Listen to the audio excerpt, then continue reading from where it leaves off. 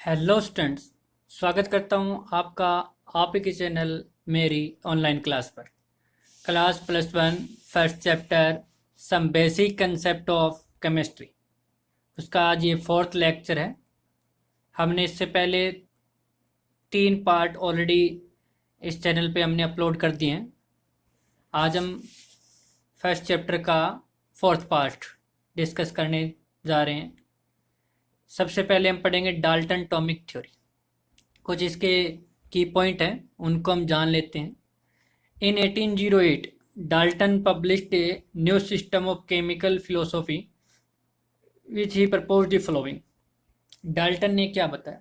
Matter consist of individual atoms, यानी जो matter जो होता है वो made up of small particles called atoms and these are individual. वो एक अलग बात है कि हमने मॉडर्न थ्योरी के बात करें तो हमने बाद में देखा कि ये बहुत लंबे टाइम तक इंडिविजुअल नहीं रहे। एटम को हमने डिवाइड कर दिया गया, एटम के भी टुकड़े करके देखे गए, क्या मिला उसके अंदर, एक इलेक्ट्रॉन, प्रोटॉन और न्यूट्रॉन, और उसके बाद उसके अंदर क्वार्क्स भी हमें मिले और भी, पर 3 फंडामेंटल पार्टिकल भी तो मिले हमें एटम के अंदर, electron, proton and neutron. All the atoms of a given element have identical properties including identical mass. Atom of different element differ in mass. इसका ये मत कहने का मतलब है कि अगर एक एलिमेंट है, मान लीजिए एक एलिमेंट हाइड्रोजन है, इसके बहुत सारे एटम को मैंने स्टडी किया, इसी के हाइड्रोजन एलिमेंट के बहुत सारे एटम को स्टडी किया, तो कहते हैं ये सभी एटम जो है वो सभी एक दूसरे के रिस्पेक्ट में आपको सेम मिलेंगे।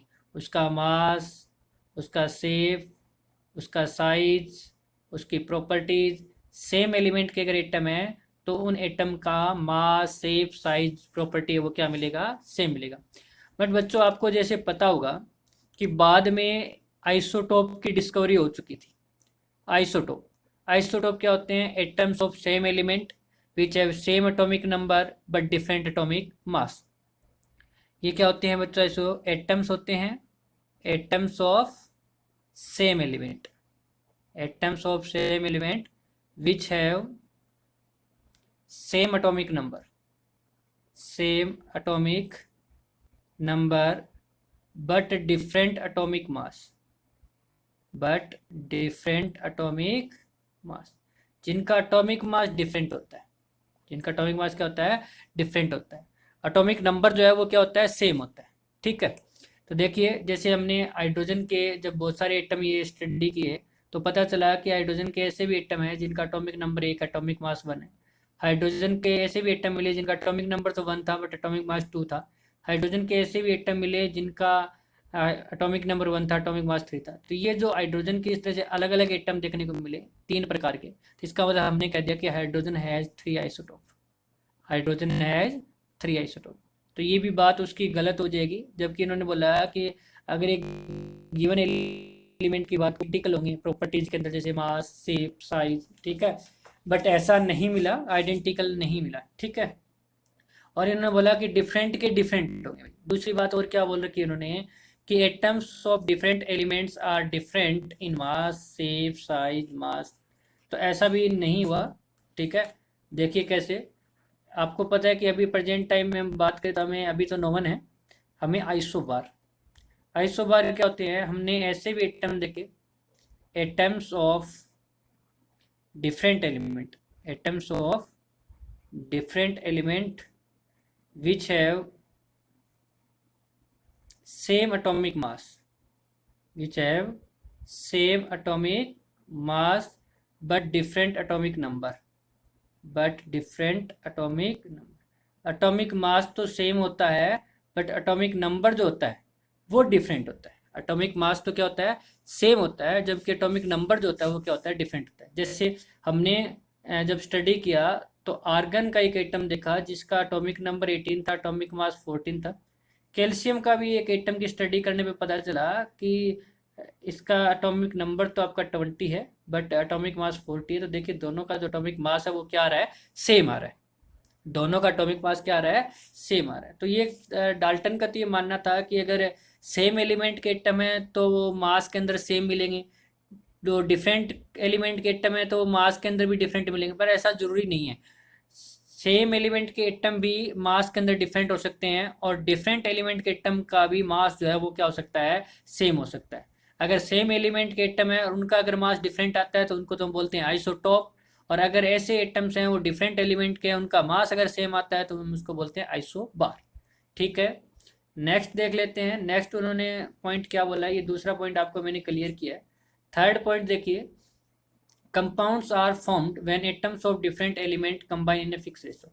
ये बात इसकी सही है, जैसे हमने पीछे लो भी पढ़ा था कि जो कंपाउंड्स हैं वो तभी बनेंगे जब atoms of different element fix ratio के अंदर ही कंबाइन किए जाएंगे। ठीक है ना, जैसे इसमें क्या है कि आपके पास, मैं बात करूँ, हाइड्रोजन और ऑक्सीजन को मिलकर कंपाउंड बना है वाटर, तो जो ये है वो फिक्स रेशो के अंदर ही कंबाइन किया जाएगा। यानी अगर इनके एटम का रेशो देखें, अगर हम इनके एटम का रेशो देखें तो एटम का रेशो कितना आ जाएगा, 2:1 आ जाएगा।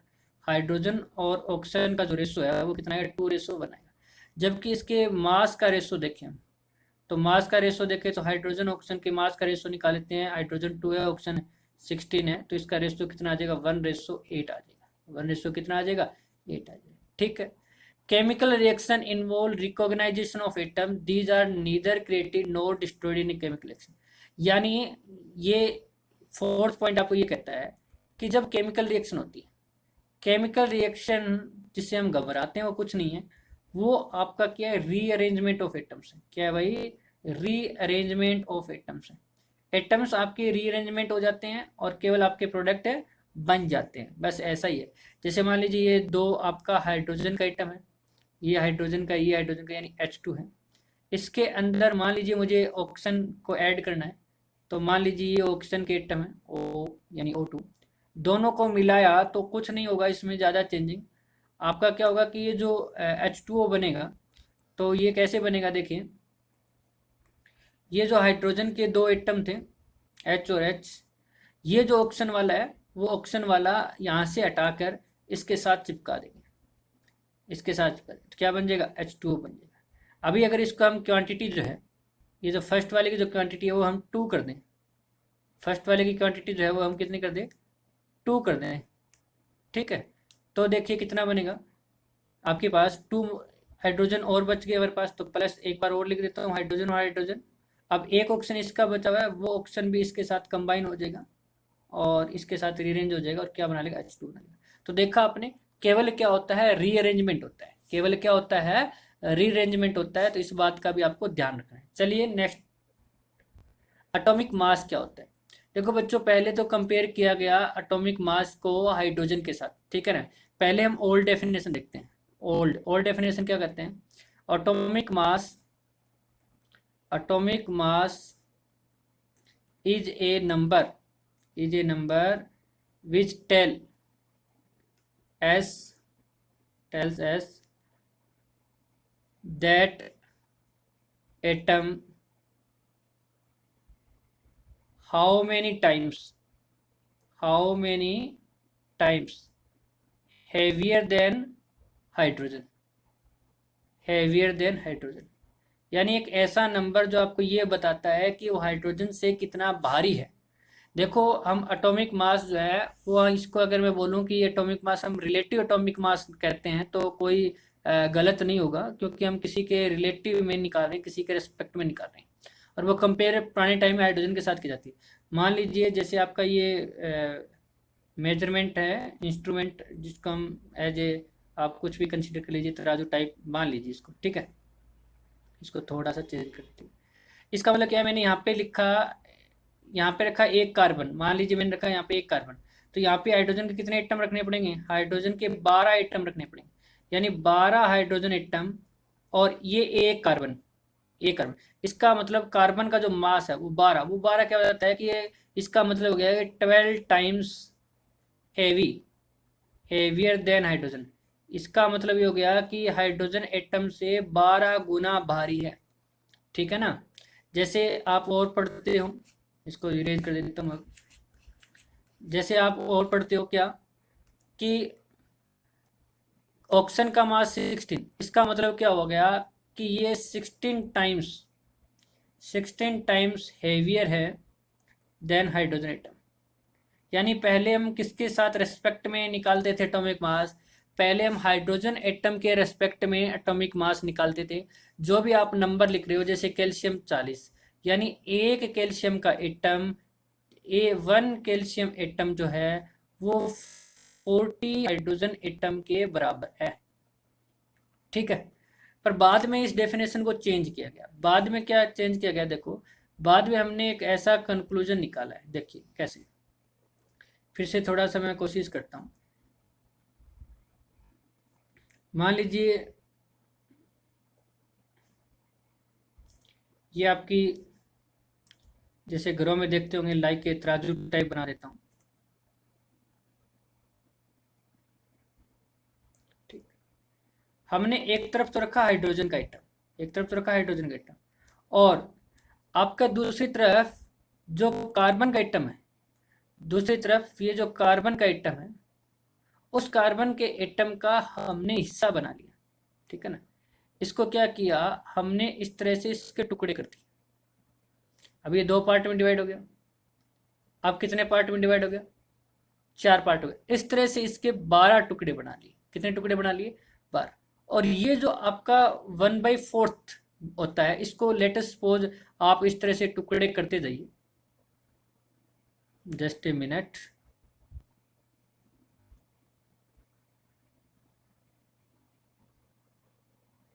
ये मैं आपको पहले बता देता हूँ ये कौन सा है, कार्बन एटम है। ठीक है, इसके हमें टुकड़े करने हैं।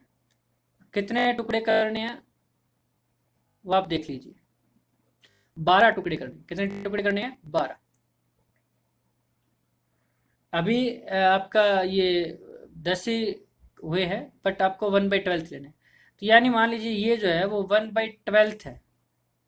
ठीक है ना, 1/12 है किसका, मास of one C12 atom. C12 atom क्यों लिखा है भाई, क्योंकि कार्बन के भी ऐसे एटम देखे हमने जिसका एटॉमिक मास 12 है, ऐसे एटम भी देखे जिसका एटॉमिक मास 13 है, ऐसे भी कार्बन के एटम देखने को मिले जिसका एटॉमिक मास 14 है। पर हमें कौन सा लेना है, कार्बन 12 लेना है, उसका 12वां हिस्सा। और ये जो 12वां हिस्सा जो आपने ये कट किया है, देखिए ये जो 12वां हिस्सा हमने यहाँ पे कट किया है, ये अगर मैं यहाँ पे रख लूँ, ये 12वां, ये इसके इक्वल है।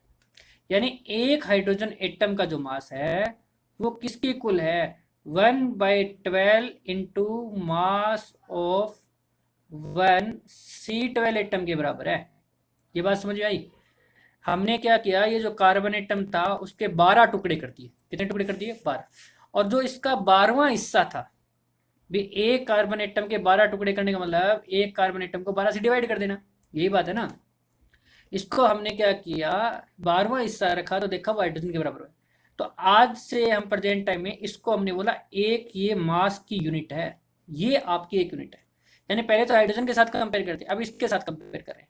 जैसे मान लीजिए अगर मैं यहाँ पे हीलियम ले लेता हूँ, मान लीजिए यहाँ पे क्या ले, तो हीलियम का मतलब क्या कि ये जो आपने इस तरह के टुकड़े रखे हैं, ये टुकड़े कितने आएंगे, 4 आएंगे। कितने आएंगे, 4। तो यानी हीलियम का मास कितना हो गया, 4 टाइम्स हो गया। और 4 टाइम किसका हो गया, 1/12 into mass of 1 C12 atom. आई बात समझे, ये नंबर हो गया। तो 1 AMU बोल दिया गया इसको। तो 1 AMU किसके इक्वल हो जाएगा, 1/12 into mass of 1 C12 atom. ठीक है, देखिए इसको आगे कैसे सोल्व करना आपको। अभी मैं दोबारा से आपको ये पता चल गया होगा कि एक AMU जो है वो किसके इक्वल लिख दिया।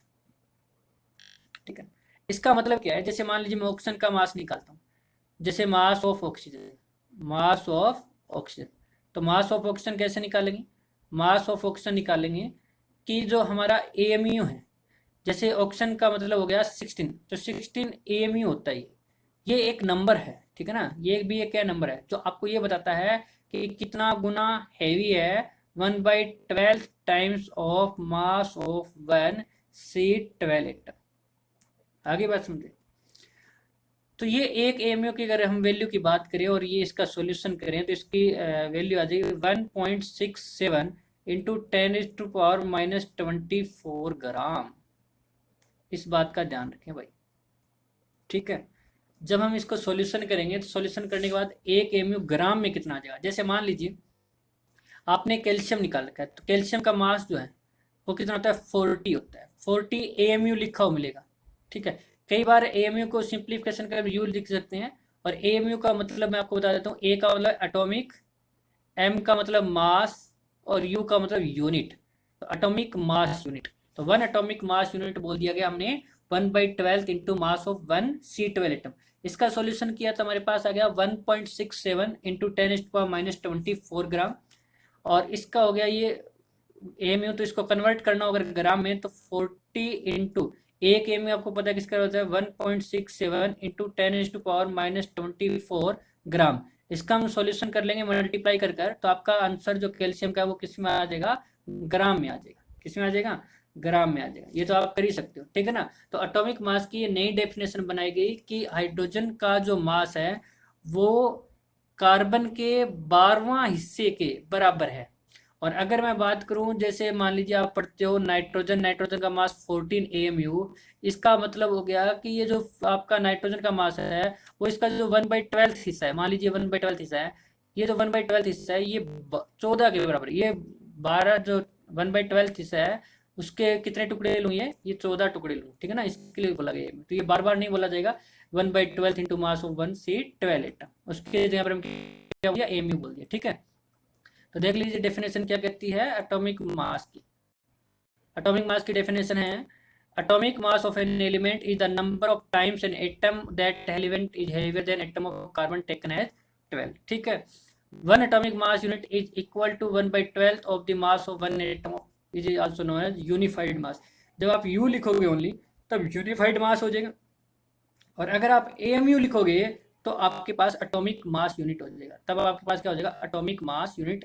दोनों यूनिट आप यूज कर सकते हो, कोई दिक्कत नहीं है, ठीक है। और आपको अगर ग्राम में कन्वर्ट करना हो तो ये रिलेशन ध्यान रखेंगे कि एक AMU जो है वो किसके इक्वल होता है 1.67 इंटू 10⁻24 ग्राम के इक्वल होता है। और अभी आपको कैलकुलेट करके दिखाया, देखो बच्चों, ये जब मास ऑफ 1 C12 एटम की आप वैल्यू पुट करोगे तो यहाँ पे उसको 12 से डिवाइड करोगे, आपका आंसर यही आएगा, कोई दिक्कत नहीं है। चलिए देखते हैं नेक्स्ट स्लाइड पे।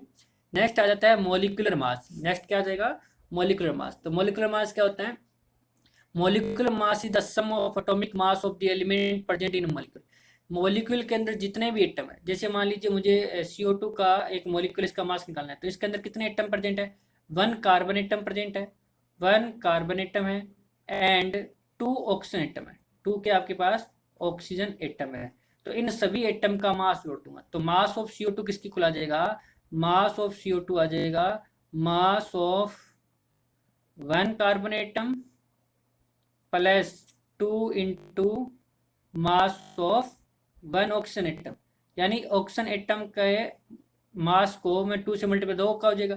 तो देखिए एक कार्बन का मास कितना होता है 12U होता है, प्लस 2 इंटू एक ऑक्सीजन का 16U होता है, तो कितना हो जाएगा 12U प्लस 32U। तो ये टोटल मिलकर ये U है, भी 4 में समझ जाना, तो ये हो जाएगा 44U, ठीक है ना। इस तरह से आपके आंसर आ सकते हैं। It is obtained by multiplying the atomic mass of each element by number, तो ये आप जैसे मैंने नंबर से मल्टीप्लाई किया वैसे कर सकते हो, of its atoms and adding them together. जैसे CH4 का निकालना है, तो एक कार्बन का कितना होता है 12, कितने हाइड्रोजन 4, एक हाइड्रोजन का 1 होता है, 4 हाइड्रोजन कितना हो जाएगा 4, इनको ऐड कर देंगे तो कितना आ जाएगा 16 आ जाएगा। आई होप आपको ये समझ में आ रहा होगा कि कैसे हमें मोलिकुलर मास निकालना है, ठीक है। चलिए एक दो और एग्जाम्पल देख लेते हैं। जैसे मान लीजिए हमें मोलिकुलर मास निकालना है, जैसे मोलिकुलर मास निकालना है ग्लूकोज का C6H12O6 का, तो कितने कार्बन है आपके पास 6 कार्बन का मास हो जाएगा, कितना हो जाएगा 72, प्लस एक हाइड्रोजन है, और सॉरी एक हाइड्रोजन का मास 1 होता है, तो कितने हाइड्रोजन है 12 है, कितना हो जाएगा 12, एक ऑक्सीजन का 16 होता है, तो 6 का कितना हो जाएगा 96, इन सबको ऐड करो तो कितना आ जाएगा 180 आ जाएगा। कितना आ जाएगा भाई 180 ग्राम आ जाएगा, ठीक है ना। इस तरह से आप किसी भी मॉलिक्यूल का क्या निकाल सकते हो, मॉलिकुलर मास निकाल सकते हो। ये आ जाएगा आपका U के अंदर, ये क्या इसके अंदर है U।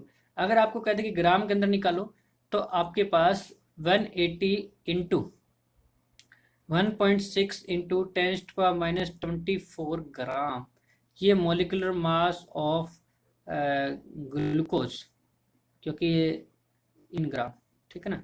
ग्लूकोज का फॉर्मूला ये लिखा था यहाँ पे C6H12O6, ठीक है। तो आई होप आपको ये समझ में आ रहा है। चलिए, मॉलिक्यूलर मास इस तरह से आप निकाल सकते हो किसी का भी। नेक्स्ट टॉपिक है फॉर्मूला मास। देखो भी, कुछ आपके पास, आपको पता है कि आयनिक कंपाउंड्स होते हैं, और उन आयनिक कंपाउंड्स के अंदर मॉलिक्यूल नहीं होते। जब वो आयनिक कंपाउंड्स होते हैं वो आयन से मिलकर बने होते हैं। किनसे मिलकर होते हैं? आयन से। इसके अंदर क्या होते हैं? केटाइन होते हैं, जिन पर मतलब पॉजिटिव चार्ज होता है, और आपके पास क्या होते हैं? एनाइन होते हैं, जिन पर आपके पास कौन सा चार्ज होता है? नेगेटिव चार्ज होता है। बट इनके अंदर मॉलिक्यूल नहीं होता। इनके अंदर क्या नहीं होता? मॉलिक्यूल। तो इसलिए मॉलिक्यूलर मास नहीं बोलेंगे इनको, फॉर्मूले होते हैं इनके, तो इसको फॉर्मूला मास बोलेंगे। जैसे ionic compound such as NaCl। बस फर्क कुछ नहीं है बच्चों, फर्क नहीं है। फर्क इतना ही है कि आयनिक कंपाउंड के अंदर मॉलिक्यूल नहीं होते। अभी तो हम बात कर रहे थे मॉलिक्यूलर मास में तो मॉलिक्यूल का, क्योंकि उसके अंदर तो मॉलिक्यूल हो गए। अब क्या है, कुछ फॉर्मूले होते हैं उनके अंदर जो है लिखते हैं मॉलिक्यूल नहीं होते हैं आयनिक कंपाउंड्स के अंदर। जैसे Na positive Cl negative. NaCl के अंदर क्या होता है? Na positive Cl negative. But हमारा तरीका चेंज नहीं होगा, हमारा मेथड चेंज होगा। जैसे एक सोडियम का मास कितना है? 23। क्लोरीन का मास कितना होता है? 35.5। इन दोनों को हम ऐड कर लेंगे, इन दोनों को हम क्या कर लेंगे? ऐड कर लेंगे। 35.5 को कितना आ जाएगा? 58.5 आ जाएगा। बस हमारा फॉर्मूला मास है वो निकलेगा वैसे ही जैसे हम उसमें एटम के मास को ऐड कर देते थे मॉलिक्यूलर मास में। यहाँ पे जो आपके दिखाई दे रहे हैं सिंबल जो है, उनके मास को हमें ऐड कर देना है। जैसे KNO3 है, उसको हम ऐड करके निकाल लेंगे। सोडियम कार्बोनेट है, तो जितने भी आयनिक है do not consist of molecule. तो इनके अंदर मॉलिक्यूल नहीं होते, single entities but exist as ion closely packed together in 3 dimension में।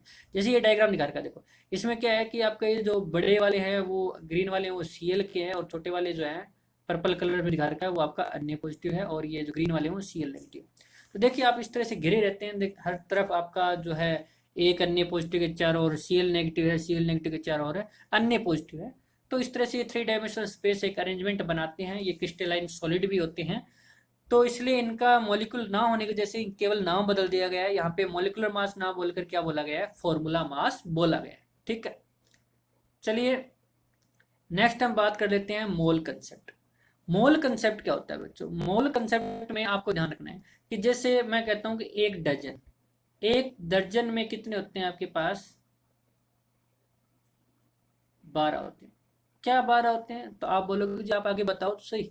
वही क्वांटिटी, जैसे मैं कहता हूं कि 1 डजन पेन, तो यहाँ पे 12 पेन आ जाएंगे। अगर मैं कुछ कहूँ कि 1 डजन बनाना, 1 डजन बनाना, तो आप लिख लोगे 12 बनाना। यानी एक दर्जन जो है इसके लिए 12 जो क्वांटिटी है, उस 12 क्वांटिटी के लिए एक नाम दे दिया गया, एक और क्वांटिटी नाम बना दिया क्या गया? एक डजन। यानी एक दर्जन, एक दर्जन 12। वैसे ही आपको ध्यान रखना है, एक मोल के अंदर 6.02 इंटू 10⁻23। वही बात क्या? तो आप बोलो सही ना, मोल क्या है कि क्या? जैसे मैंने बोला 1 मोल पार्टिकल्स, 1 मोल पार्टिकल्स, तो इसका मतलब हो गया 6.02 इंटू 10⁻23 पार्टिकल्स। मैंने बोला 1 मोल आयन, तो इसका मतलब हो गया 6.02 इंटू 10⁻23 आयन। कहने का मतलब जहां एक मोल है वहां तो इतना लिखना ही पड़ेगा आपको, 6.02 इंटू 10⁻23।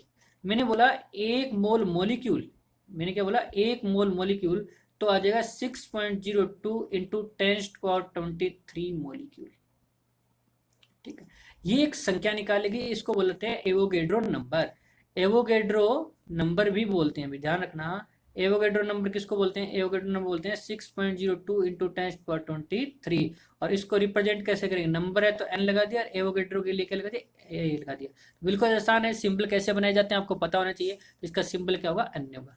तो ये देखा गया कि 12 ग्राम कार्बन लिया गया, 12 ग्राम कार्बन लिया गया। 12 ग्राम कार्बन एटम के अंदर हम देखा कि कितनी क्वांटिटी है, कितने नंबर ऑफ एटम्स हैं।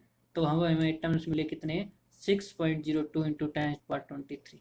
इसी प्रकार मान लीजिए 1 ग्राम हाइड्रोजन एटम के अंदर हमने देखा, तो 1 ग्राम हाइड्रोजन एटम के अंदर भी कितने मिले आपको? 6.02 इंटू 10⁻23। ठीक है, चलिए इसको हम देख लेते हैं। देखिए क्या है, it is found that 1 gram atom of any element contain the same number of atoms and 1 gram molecule of any substance contain the same number of molecule। ये पता करने पर पता चला कि अगर 1 ग्राम एटम ले लेता हूँ किसी भी एलिमेंट का तो उसके अंदर क्या होते हैं, सेम नंबर ऑफ एटम्स होते हैं। और 1 ग्राम मॉलिक्यूल लिया है तो उसके अंदर क्या होते हैं, सेम नंबर ऑफ मॉलिक्यूल्स होते हैं। This number has been experimentally determined and found to be equal to 6.02 into 10 to the power 23। The value is generally called Avogadro's number और एवोगैड्रोस कांस्टेंट। इसको ये जो नंबर है इसको आप एवोगैड्रोस कांस्टेंट भी बोल सकते हो और आप एवोगैड्रो नंबर भी बोल सकते हो। ठीक है, अब देखिए थोड़ा सा आपको कंसेप्ट को क्लियर कर देता हूँ ताकि आपको कुछ समझ में आए। ठीक है ना, ध्यान से सुनना, आपको क्लियर होगा। जैसे अगर मैं बात करूं, जस्ट ए मिनट, हाइड्रोजन का मास, देखो mass of one hydrogen atom, mass of one hydrogen atom कितना होता है, 1 AMU होता है। तो mass of one hydrogen atom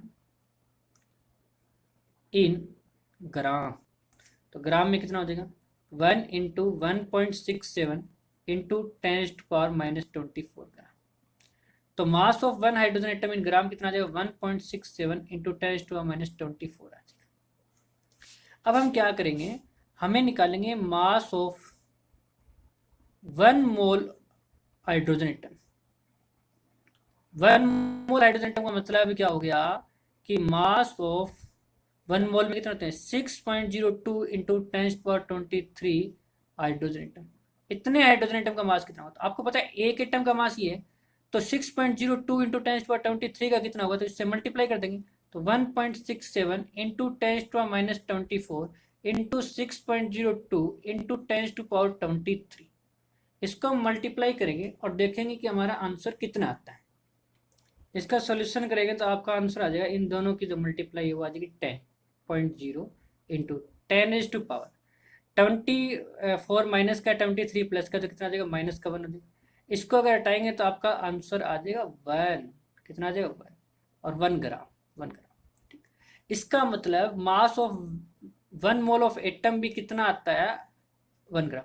जबकि एक एटम का तो 1 AMU था, और 1 ग्राम जो है वो आपका 1 मोल का है। और जो मास ऑफ 1 मोल ऑफ एटम है इसी को हम बोलते हैं मोलर मास।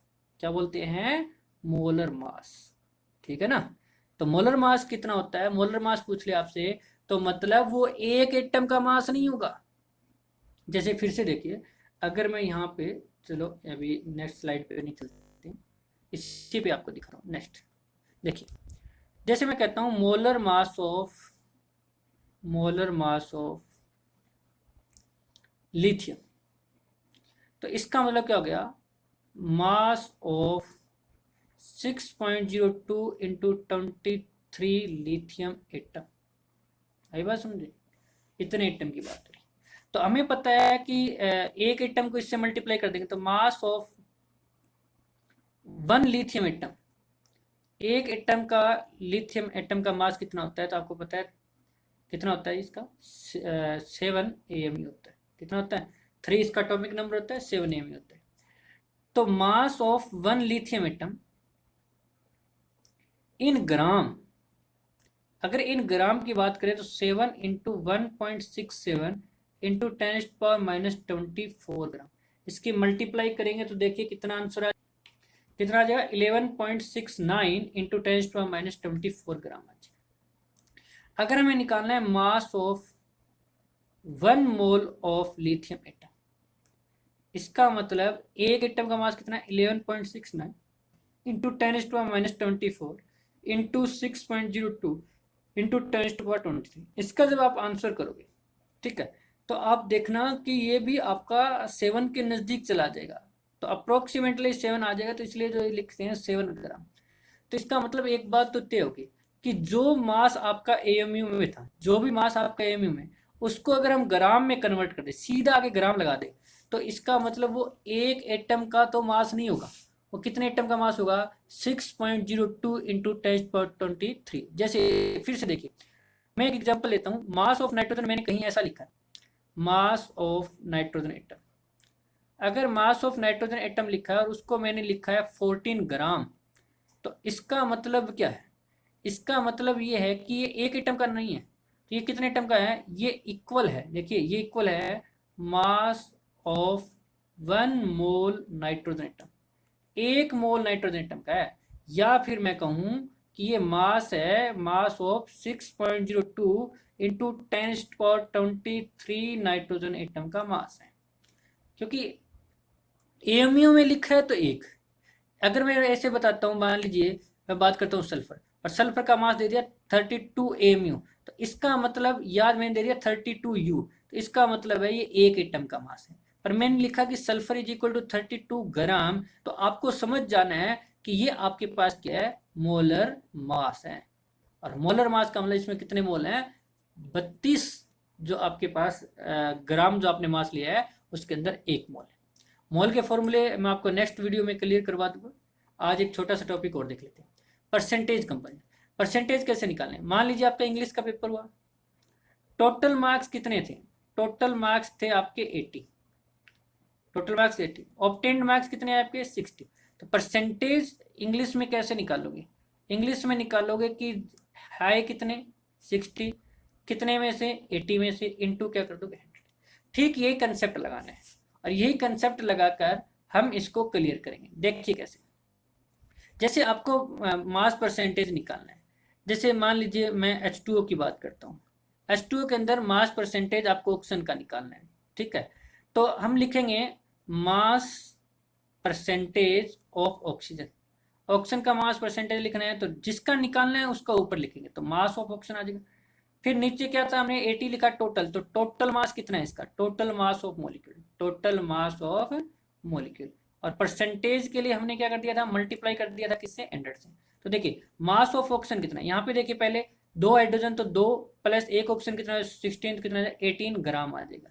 तो हम बात करें तो मास ऑफ ऑक्सीजन कितना है, मास ऑफ ऑक्सीजन जो 16 है, डिवाइड बाई टोटल कितना है 18, इंटू क्या 100 का सिंप्लीफिकेशन करेंगे तो आपका आंसर 88.8% आ जाएगा।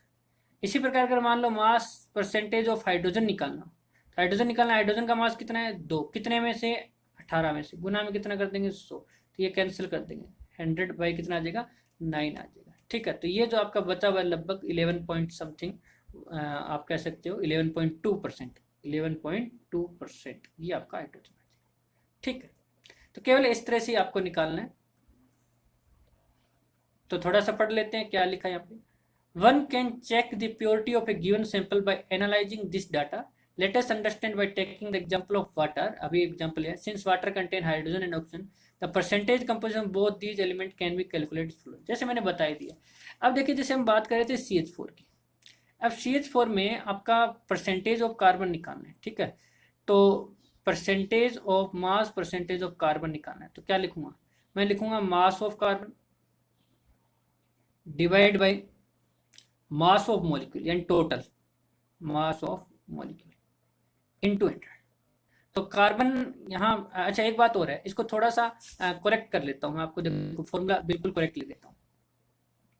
देखो जब आप परसेंटेज लिख रहे हो, परसेंटेज ऑफ एन एटम, तो आपको ऐसे लिखना है मास of an atom in 1 mole compound, 1 mole compound के अंदर उसका मास कितना है, डिवाइडेड बाय मॉलिक्यूलर मास, यानी पूरे मॉलिक्यूल का आ जाएगा, तो molecular mass of 1 mole molecule या 1 मोल कंपाउंड या मॉलिक्यूल इनटू 100, ठीक है।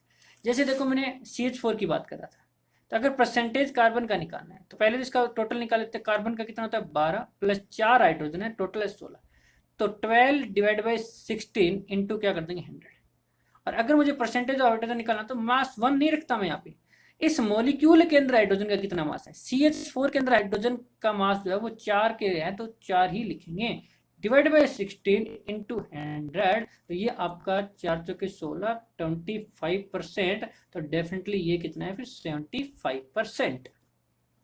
आगे बात समझे, इस तरह से कैलकुलेट कर सकते हो। एक एग्जाम्पल और देखिए, जैसे परसेंटेज निकालना है ग्लूकोज के अंदर, ग्लूकोज का फॉर्मूला होता है C6H12O6। इसके अंदर कार्बन का जो मास है वो कितना हो जाएगा, एक कार्बन पे 12 होता है तो 6 पे कितना हो जाएगा 72, प्लस एक हाइड्रोजन पे 1 होता है तो 12 पे कितना हो जाएगा 12, फिर ऑप्शन पे आ जाएगा प्लस कितना आ जाएगा 96 इज इक्वल टू कितना आ जाएगा 180। अगर मुझे परसेंटेज ऑफ कार्बन लिखना है तो कभी भी 12 नहीं लिखूंगा, इस मॉलिक्यूल के अंदर कार्बन कितना है, इस मॉलिक्यूल के अंदर कार्बन 72 है, कितने में से 180 में से गुणा में क्या कर देंगे 100 कर देंगे। इसी तरह से परसेंटेज ऑफ हाइड्रोजन की मैं बात करूं तो 12 आपका इस मॉलिक्यूल के अंदर, टोटल मॉलिक्यूल कितना है 180 इंटू 100 कर दूंगा। परसेंटेज ऑफ ऑक्सीजन की बात करूं तो आपका 96 डिवाइड बाई 180 इंटू क्या कर दूंगा 100। तो इस तरह से आप परसेंटेज निकाल सकते हो। अगर आपको ये वीडियो अच्छा लगा तो इस वीडियो को लाइक करें, अपने दोस्तों के साथ शेयर करें और इस चैनल को सब्सक्राइब भी करें। थैंक यू बच्चों।